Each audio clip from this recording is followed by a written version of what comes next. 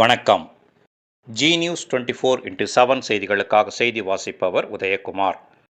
பெரியபாளையம் ஸ்ரீ பவானியம்மன் திருக்கோவிலில் வைகாசி மாத பௌர்ணமியை முன்னிட்டு விளக்கு பூஜை, தங்கத்தேர் உலா வரும் நிகழ்ச்சி நடைபெற்றது.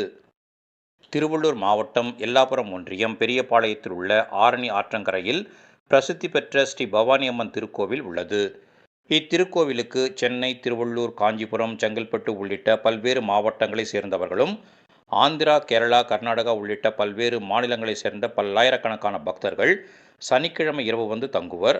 மறுநாள் ஞாயிற்றுக்கிழமை பொங்கல் வைத்தல், மொட்டை அடித்தல், வேப்பஞ்சலை கட்டுதல், அடித்தேங்காய் உருட்டல் உள்ளிட்ட பல்வேறு வேண்டுதல்களை நிறைவேற்றுவர்.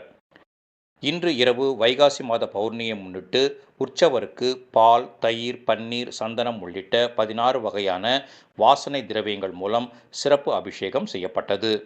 பின்னர் மகா தீபாராதனை காண்பிக்கப்பட்டது. வைகாசி மாத பௌர்ணமியை முன்னிட்டு 108 பெண்கள் பங்கேற்ற திருவிளக்கு பூஜை திருக்கோவில் வளாகத்தில் வெகு விமரிசையாக நடைபெற்றது. அப்பொழுது சகஸ்ரநாம அர்ச்சனையில் கலந்து கொண்ட பெண்கள் குத்து விளக்கேற்றி குங்குமம், மலர்கள் உள்ளிட்டவைகளால் அர்ச்சனை செய்து அம்மனை வழிபட்டனர். இதன் பின்னர் மகா தீபாராதனை காண்பிக்கப்பட்டது.